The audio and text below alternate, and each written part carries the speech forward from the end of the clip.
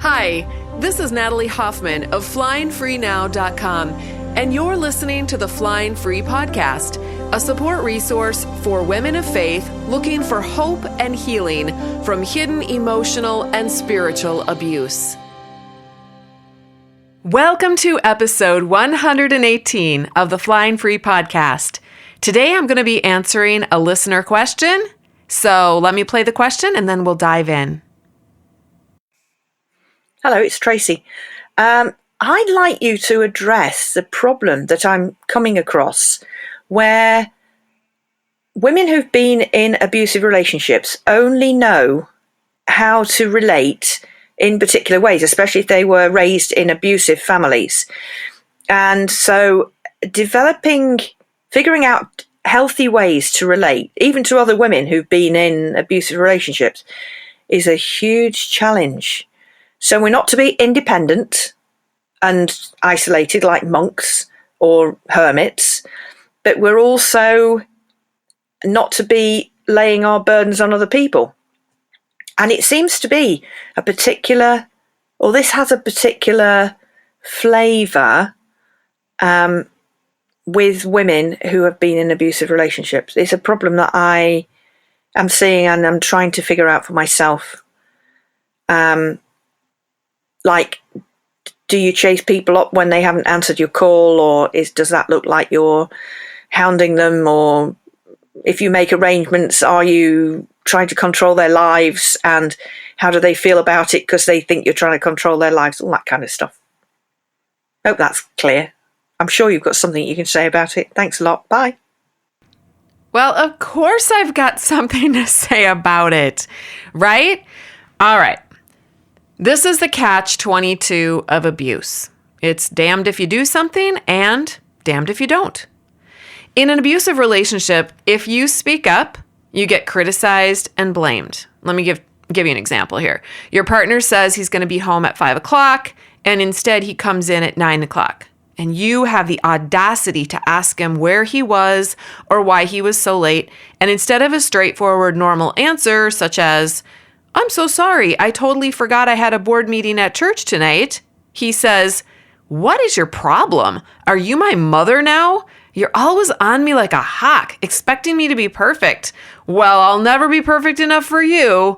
Quit trying to control me in my life. Back off. You're like a dripping faucet wife in the Bible. What is your problem?" Now, I just want to add that a normal person might forget to tell his partner about a board meeting at church, but it would probably be a rare thing because normal people actually think about and consider their partners and how their actions have an effect on them.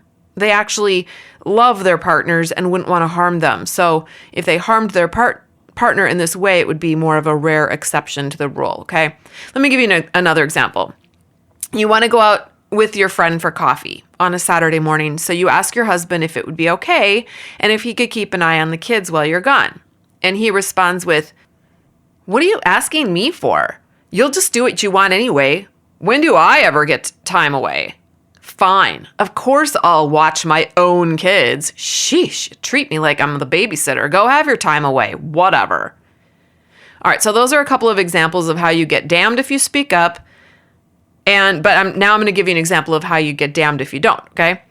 You know that if you speak up, you're going to get bombasted 90% of the time. So you eventually learn to stay quiet and you only rock the boat when absolutely necessary. So the next time that your husband is late, you don't say anything. But later that night, he whines, "You didn't even ask me where I was today. It's like you don't even care about my life. You never ask me how I'm doing. You just ignore me and treat me like I'm your dog or something." Or the next time you want to go out with a friend, you simply say, "I'm going to go out, see you in 2 hours," and you leave.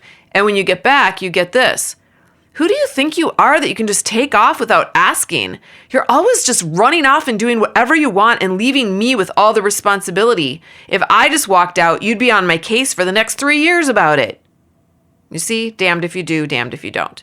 All right, now imagine that this goes on for a year. And by the way, I'm just giving some really mild examples of how this plays out. I'm sure that you can all think of times when, and it's much more dramatic and much more serious. But anyway, let's say that this goes on for 2 years and then 10 years What about 30 years? I know women who've been married like that and doing this for over 30 years. Now imagine that your brain is now programmed to fear every single little move that you might make. You're afraid to say something. You're afraid not to say something. You're afraid to make a decision. You're afraid not to make a decision. Also imagine that you're not just getting this kind of treatment from your partner, but you're getting it from the environment that you and your husband are immersed in. You're getting it from your small group leaders at church, from your pastor, from your friends, from your family of origin, from your older kids as they grow up steeped in the same toxic way of interacting with other humans. Your life is like a minefield riddled with hidden mines as far as your eye can see. And your job is to figure out how to walk in that minefield and try your darndest not to step on a mine. Okay. Then you finally get out and you learn to recognize passive-aggressive communication patterns. You discover boundaries for the first time. You see that your people-pleasing tendencies have grown way out of proportion, and you start making all these connections in your brain. Once you learn about emotional and spiritual abuse, you start to see it all over the place, and this can be kind of unsettling. There's a song by Sarah Bareilles, my favorite musical artist of all time, called Orpheus, and the song, here's some of the words. It says, "I know you miss the world, the one you knew, the one where everything made sense because you didn't know the truth. That's how it works until the bottom drops out." So this is what happens to survivors. The world no longer makes sense in the same way that it did before. And it's natural to swing the pendulum in the opposite direction for a while as you discover that you are a human being who deserves just as much respect and honor and freedom and autonomy as every other human being does. And so you begin to take back what had been stolen from you. You take back your voice, your experiences as you experienced them, your brain space, your resources, your time, your treasured and safe relationships, your emotions, your thoughts, and your choices. And you begin to give away what you had taken on that didn't belong to you. You begin to give away your responsibility for your partner. You give that up. You give up your responsibility for the other adults in your life, for their emotions and their happiness and their behavior and their choices and their thoughts and their experiences. And all of this can get very messy. This is the process of getting out and figuring things out and healing. I'm going to give you some examples from my own life. So when I began to speak out about my experiences, I noticed that nobody was listening. So what did I do? I tried to get louder. I allowed myself to get pretty passionate at times and emotional in front of other people. Whereas prior to that, I'd been really careful to play pretty small because I was afraid they wouldn't like me. I started to post some passionate and emotional things online. At home, I began speaking up and calling out bad behavior. I started saying things like, "Stop. I see what you're doing. Stop now." I started calling a spade a spade. I wrote lengthy letters spelling the problems out in every way I could think of. I had endless meetings with people that I thought could help me, but ultimately they didn't. After 1 year of an in-house separation, followed by 2 years of a separation, a physical separation, I decided to file for divorce. After 3 years, nobody had listened and nobody had cared. They had all decided to go along with my husband's narrative that I was actually the problem. And I had been outspoken and passionate with all of these people, so they bought his story that I was out of control and even borderline. And, they figured they had their evidence. All right, but I also now had mine. And I decided that if nobody else was going to have my back, I was going to have my back. I decided to let them keep their stories and their manuals for how life was supposed to go, and I would keep mine. Now, even so, there were aftershocks. After the divorce, which was another 2-year process, I wrote a book. And I mentioned in this book, there's one little part where I mentioned my sister and her family who had marginalized me because I was no longer living according to their manual for life. And then shortly after that, my beautiful dad died. My mom and both of my sisters decided that they were done with me. And I lost my entire family of origin because, number one, I dared to get divorced. That was a problem for at least one person in my family. And then number two, I decided to tell the truth about my life, and that was a problem for the other ones.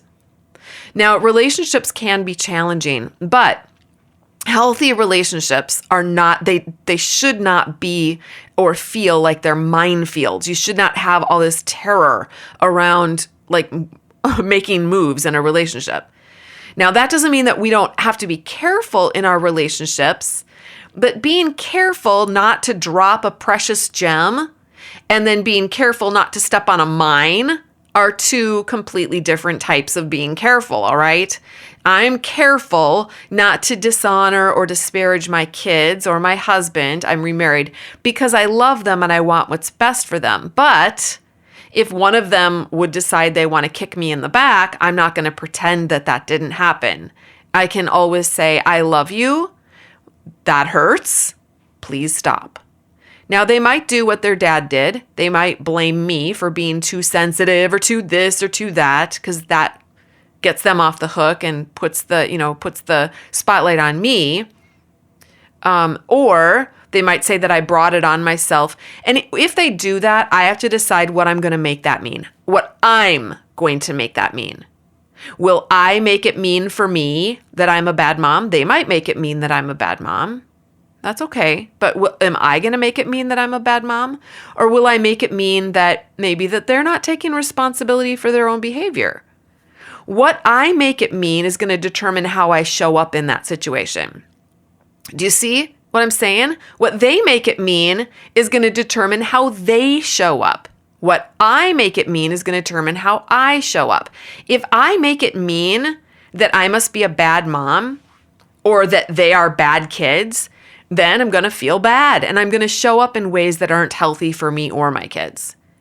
If I make it mean that they aren't taking responsibility for their own behavior and they're trying to put that on me so that they can feel better and get off the hook, I can let them own it or not, as the case may be, whatever they choose. But I can let them have that, and then I can move on with my own life. I can have my own back. I can allow them to have their experience and their beliefs about it, and I can allow myself to have mine. Or maybe they'll take responsibility for their behavior, and then the relationship can be close again. Remember that it's never your sole responsibility to maintain a close relationship with anyone. Relationships can only be intimate and precious when both parties believe that it is and treat it that way. That doesn't mean that you can't have relationships with people who don't treat you nicely. You can still have a relationship with a child, or a parent or a sibling who has ousted you. But it's just not going to be a close, safe, or intimate relationship. It's going to be more transactional, or as in the case with my family of origin, my relationship with them is all in my own mind and heart now because I don't have contact with them anymore. And I've chosen not to chase them down and fawn to get them back. I love them. There's a part of me that's always going to carry that grief and sadness with me over losing them. But there is another part of me that has accepted their choice to move on without me and their behavior. And I've chosen to move forward without all of that drama in my life. Honestly, there's so much more peace in my life. I'm grateful for all of it. The sadness and the grief, which comes from a place of love, as well as the moving on part, which comes from a place of acceptance. And I'm going to be honest, there's still a third part of me that is kind of indignant over my history with them. And that part of me acknowledges the lies, the gossip, the backstabbing, the manipulation, and the abandonment. But I accept that all three of those parts inside of me exist and are valid. So, Now that I've laid this foundation, I want to talk about some of the specific types of situations that this listener offered as examples of what survivors struggle with in relating to other people post-abuse. And the first one was how to relate to other women in abusive relationships. So what I think she's asking is, what about wounded women in relationships with other wounded women? And isn't there opportunity for misunderstandings and even abuse or manipulation when you have unhealed people interacting with one another? And there is opportunity for that. And I've seen it firsthand on several occasions in the survivor community. Let me give you a couple of examples of how this might show up. Let's say that you go out for coffee with another survivor, and you could translate this into, let's say that you're having an email conversation, or let's say that you're having a Facebook interaction with another survivor. But we'll just go with the coffee thing, okay? And that person gives you some advice about your situation. So you made yourself vulnerable, you talked about your situation, and that person comes back and gives you some advice about it. Now, let's say that you have a visceral reaction to that advice. Because here you are, you've finally been learning how to listen to your own gut, and you want to solve this problem your way for once. And now someone else has just come along and made you feel like they're telling you what to do. And you feel this instant smallness, like you're a child again, and this person is kind of like your mommy boss. You feel small, and you also feel guilty for feeling like this toward your friend. And you also feel like you need to fight for your newfound freedom of autonomy and right to make your own decisions. And all of these thoughts are swirling through your head, and your body is experiencing a lot of mixed and confusing emotions. This is what I call a trigger moment. And triggers happen when our brain's programming takes over and runs on autopilot. And by the way, our brain's programming is just what has been programmed into our brain since we were infants. It's what we've learned from experience, what we've been taught, what we've read, all of our interactions with teachers and peers and parents. And our brain's programming is about 95% of what runs our life. No, that's not true. All of our thoughts run our life, but about 95% of our thoughts are non-conscious. And there's about 5% that are conscious. And what's crazy is that this 95% of our thoughts is running our lives. Okay? And we're not aware of it because it's non-conscious. All right, so I would call this an unmanaged mind. And it's totally normal. And it means your brain is actually working the way God designed it to work. So don't be disparaging your brain or criticizing your brain, because it's actually doing what it's supposed to.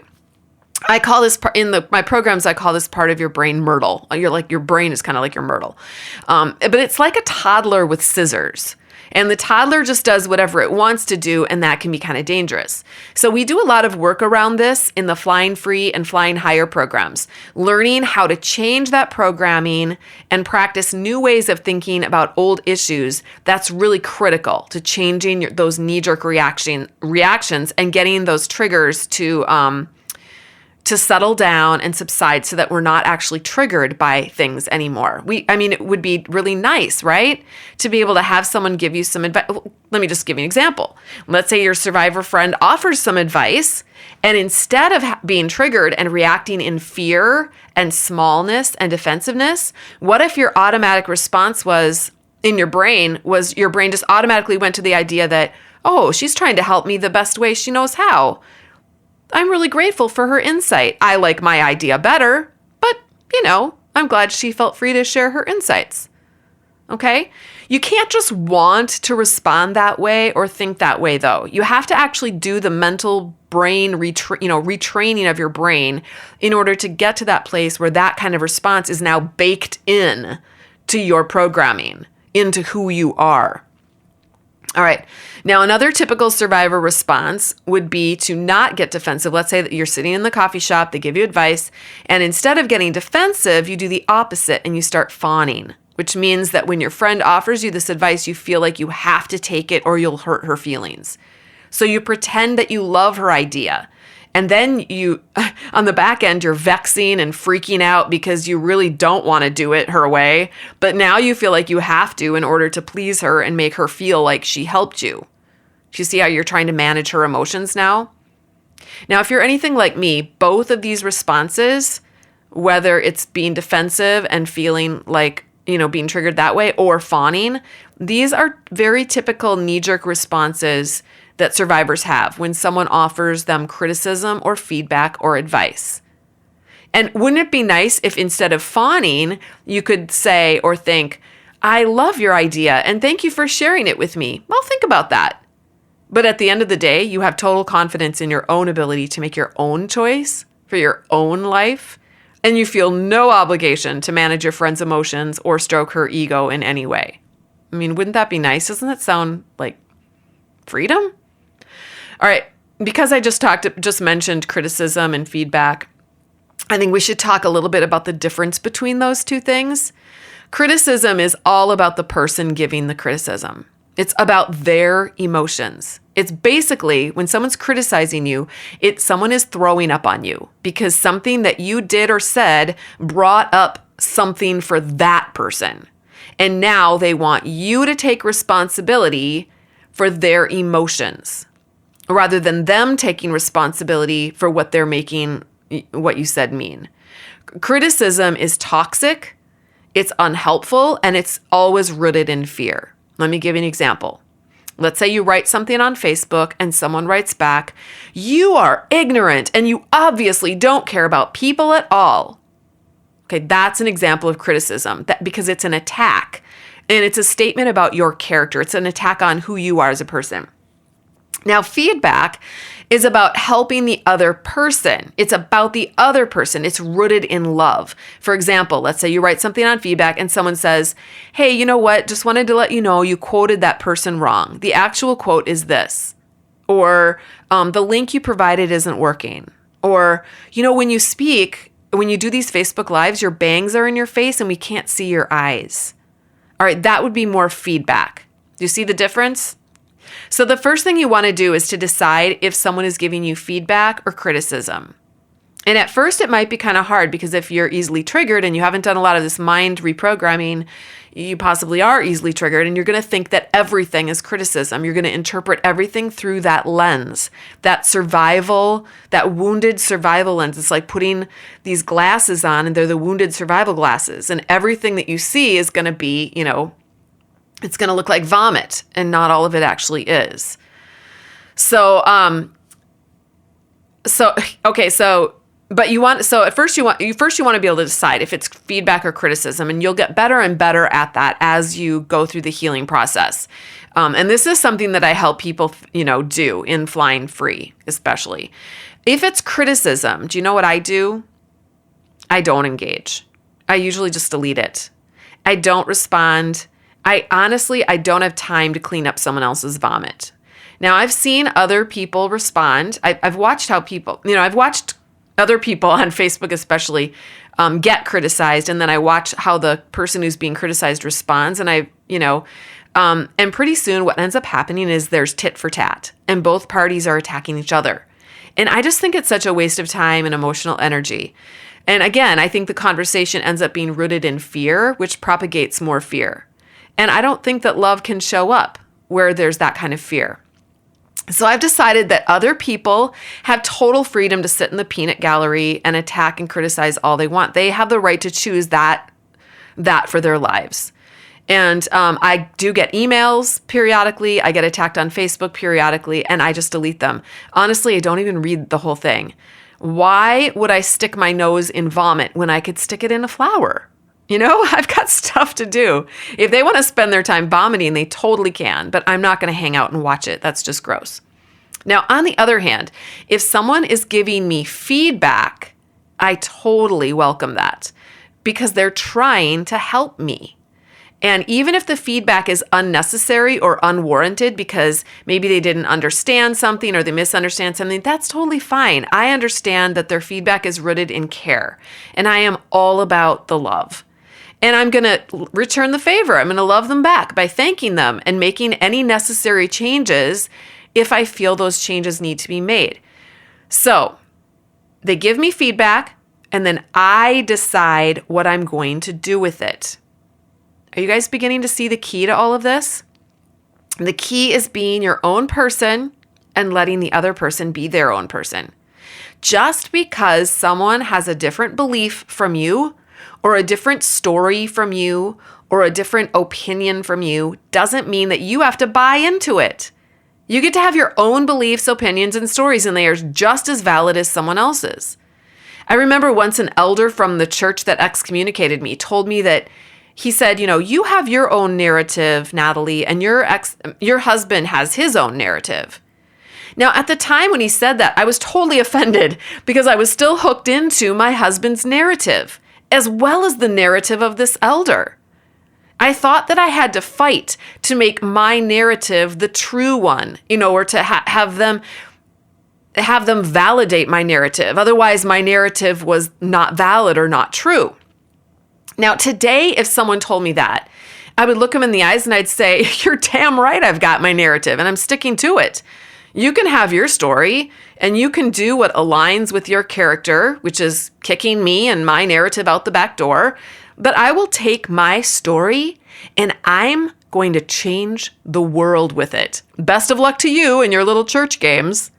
But back then, my brain was stuck in this belief that in order for my narrative to be valid, other people had to see it and agree with it. I was hooked into their universes. And it required me to be defensive or to fawn or to do whatever it took to convince them to keep me safe and help me and rescue me. Do you see this? I was the little girl and they were the bigwigs in charge. They were like my mommies and daddies and they had to, oh my gosh, not anymore. I'm an adult and I don't need them to validate my life or what I went through. I validate it. And now that's good enough for me. Now, because I'm no longer spinning in this crazy vortex of trying to get them to, see me or agree with me, I have all this extra energy instead now to pour into loving others because I no longer have to worry about keeping myself safe and protected. I've got my own back, plus my faith in God. I know that God has my back. So if someone looks at me and says, you don't know God, I can that's hilarious, right? Because I can feel bad for them that that they're so blind. It's just so sad. So let's see how this applies to the second example that this listener gave. She said, do you chase people up when they haven't answered your call? Do you make arrangements or not? They might think you're trying to control them. So she's wondering if you can take initiative. I think she's wondering if you can take initiative in someone else's life and how much initiative can you take?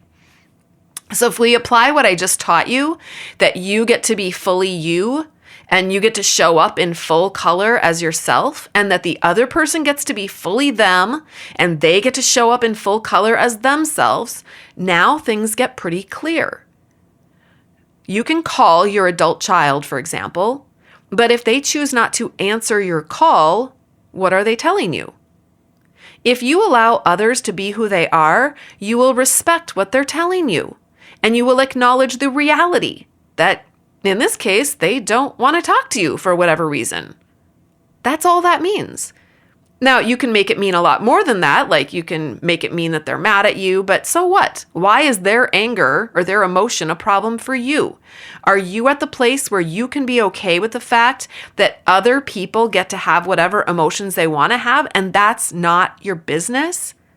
Now, if you just had an altercation with them, and you call to apologize and they're not answering, you could certainly send a follow-up text apology and see if they'll call you back. But beyond that, you have one of two choices. You can either continue to hound them, which is trying to control their response so that you'll feel better, or you can respect their choice to distance themselves from you. At that point, your work lies in managing your own headspace around the possible disappointment and loss that you might feel about that. I teach my clients that our emotions come from our thoughts, not our circumstances. Our emotions come from what we make our circumstances mean for us through our beliefs. All right, so if we make their choice to give us the silent treatment mean that we are a loser and we're a bad mom and we might as well slit our throat and die, then we're probably not going to show up in our lives in the same way that we would if we just made their choice if we just made their choice to give us the silent treatment mean that they just want some space. And then because we love them, we're going to give it to them, right? The listener also asked about, making arrangements with someone. And of course you can make arrangements that have been agreed upon by both parties. Or you can plan a get-together and you can invite your kids to it or your friends to it. But at the end of the day, they get to decide if they want to come. So here's how I try to handle this with my family and my older kids. I have a holiday get-together, I invite everyone, and whoever can come, comes. End of story. I have zero expectations. Now, you guys, I've not always been this way, okay? I'm telling you what I do now and how I've grown and gotten to the place where I've just kind of let go of all of this. The drama in my life has gone from like super high drama and stress to so much less drama because I just let everyone do whatever they want. I just have no expectations. I've chosen to think well of everyone regardless of what they decide to do. So if they say, oh, I can't come because I'm going to go to my boyfriend's house for that holiday, it's like, great. I don't make that mean, oh, they don't love me. They love their boyfriend's family better than me. I don't make it mean that. I just make it mean that that's what they want to do. It's totally fine. I'm grateful for whoever shows up and we have a great time. That's not controlling everyone. That's controlling me and my thoughts and my emotions and letting everyone else control theirs. Now, my ex still tells his narrative to our kids, and you know what? I tell mine. Is this confusing to them? Yeah, I think at first it is, especially if you're just getting out of your relationship. But over time, kids begin to see things play out. And I'm not a proponent of like going off on your kids and telling and just like ranting and raving about your ex. I'm not saying do that. I'm just saying that I also don't believe that you should cover up and pretend that nothing ever happened or that your ex is an amazeballs guy. If he's not, all right? Kids are going to see right through that, especially if they're not experiencing that. But kids are going to start to see things play out over time. They're going to see that they can open up and talk freely with one parent without getting a bunch of critical vomit in their face. And they're going to see that they have to be very careful how they show up with the other parent. That's just one example. They might begin to see that they can trust one parent to keep their word and be consistent. And they might discover that the other one really doesn't come through for them very often. They might observe that one parent is generous, even if they don't have as much. And the other person is stingy, even though they have a lot more. I always tell people that this is a long game. You need to work on you, and all of the pieces will eventually fall into place as far as your kids are concerned. Or even some of your friends. Be patient. Let go of everyone else. Let go of trying to control them and their emotions. Just take responsibility for your own thoughts and emotions. Once you're okay with everyone else being who they are, including people who want to be assholes, and you're okay with you being who you are, that's when you're going to find yourself experiencing emotional freedom. So I just told you what you need to do in order to get to this place of emotional freedom. But if you want to know how to do it and work on creating that new programming for your brain that's going to change your life, I highly recommend, if you haven't joined one of my programs, that you do. Flying Free is a program for women of faith who are still in their destructive relationships, and Flying Higher is for women who are divorced and they are rebuilding their lives. You can learn more about Flying Free at joinflyingfree.com. And you can learn more about Flying Higher at joinflyinghigher.com. Now, if this episode was helpful for you, would you do me a huge favor? Please take a couple of minutes and head over to Apple iTunes or Apple Podcasts. Leave a rating and a review. Those of us who are on the podcast production team, we love to read about how this podcast has helped you in your life. And Apple Podcasts will also see that people are rating and reviewing this podcast, and then they'll start showing it to other people. This means that your investment of time is going to result in other people finding help as well. So it's totally worth your time. This is how we change the world together. And if you have a question that you'd like me to answer in a future podcast episode, all you have to do is go to my website, flyingfreenow.com/118. That's where you'll find the show notes and the transcript for this episode. And you'll also see a link on there that you can link to a little app where you can record a question for me, and then I will answer it in a future podcast episode. I love answering these listener questions. I feel like these are some of the best episodes because I'm actually helping you with the real nitty-gritty of what's going on in your lives. And I do a lot of that, you guys, a ton of that in the programs, but I like to offer just little tastes of what it's like to be in my program in the podcast. All right. That is all I have for you today. Thank you so much for listening. And until next time, fly free.